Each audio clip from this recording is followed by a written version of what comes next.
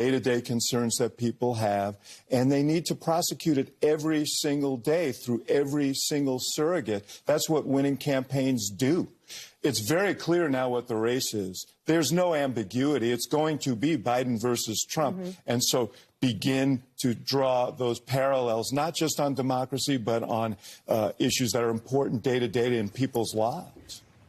All right, joining us for a reaction to that is GOP strategist Krysia Lenzo and former Georgia Congressman and Colonel in the U.S. Air Force Reserve, Doug Collins. Great to have you both back with us. Congressman, I'm wondering what you make of this and the power of David Axelrod to sway Democratic voices, minds, opinion.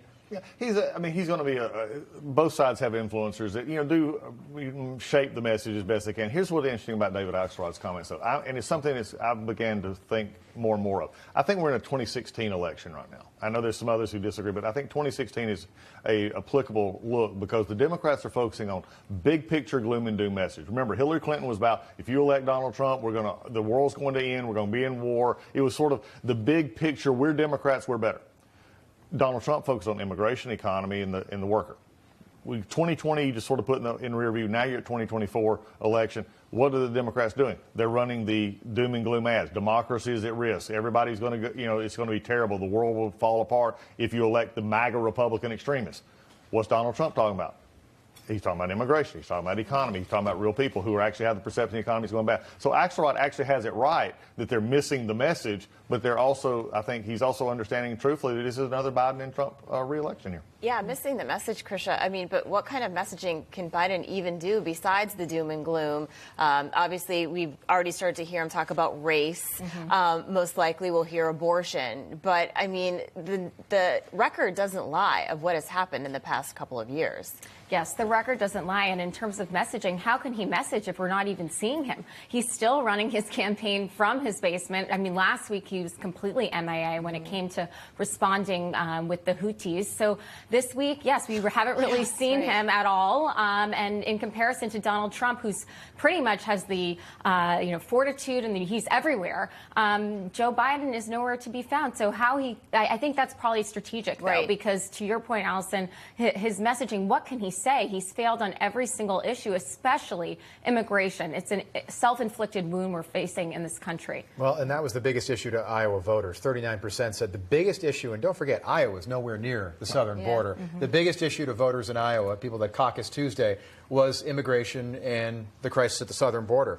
I want to move on to a poll and get your take on this. You served in Congress. So this American Research Group, now if you watch some of the other networks, they're making a big deal out of this. I've never heard of the American Research Group. I have no idea who's funding this poll, but suddenly Nikki Haley in New Hampshire, and we're 6 days away from the primary, suddenly Haley's tied with Donald Trump. Congressman, you ever heard of this group? Not this group in particular, but it doesn't. Apparently they do American Research. A good name. Hey, American, we do research. Well, that's great. Look, I think you're going to see a lot of polls like this, but you also have to take in, as a pollster that I had one time and said, a poll is a snapshot in time. It's at a moment in time, and it depends on the questions I ask the people it's actually asked to and what in the outcome you're looking for. And for this to be an outlier, there's no other poll right now that corresponds to this. In fact, if anything, the lowest is a 6% to a 15 to 20% lead for Donald Trump. It depends on where you're at. So you got outliers on both sides. Look, everybody's trying to make this a horse race. Let me get you this very clear. The horse died in Iowa. The race is over. This is Donald Trump, because there's no other pathway for Nikki Haley or Ron DeSantis truly out of this. You can make an argument, but the polls are just not showing that. And one thing the polls did show in Iowa is exactly what happened. We're going to be joined by Governor Sununu before the primary in New Hampshire. I think a lot of people forget Donald Trump won in New Hampshire in 2016, got 35% of the vote after losing close. He was 4 points behind Ted Cruz in Iowa a week before. So Trump is popular in the state of New Hampshire. He's definitely popular in New Hampshire. I think the one sort of anomaly there is that the independents can vote, and there is some concern that people who are leaning more left will vote for Nikki Haley. But this is really bad for the Republican Party in general, and just speaks to the fact that the Republicans need to unite. Now is the time to get behind the leading candidate. As we just mentioned, Donald Trump is that candidate. This is a vanity play for Nikki Haley. She can claim she's in second place all she wants. It's a two-person race. She's out. There's no reason for her to continue. Donald Trump will not be choosing her as the vice presidential nominee. I don't understand why she's continuing. how could you actually take it? I love what you just said. How could Nikki Haley claim it? Her supporters say, we're going to win in New Hampshire because liberals and independents vote for us. Right. Okay, that doesn't play in South Carolina or Super Tuesday. I'm sorry. You know. Right. Who do you think, by the way, Trump runs with if he is the nominee? Because he could have this wrapped up in a week.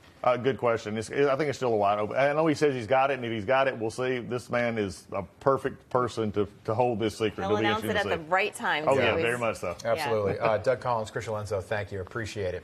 Lots more to go this morning. Former President Donald Trump has been successful among female voters, performing even better with GOP women in Iowa than he did with men. That surprised a lot of people. We're going to be joined by a panel of women after the break to discuss exactly what that could mean for the former president as he continues his campaign. Stay with us. Back in 3 minutes.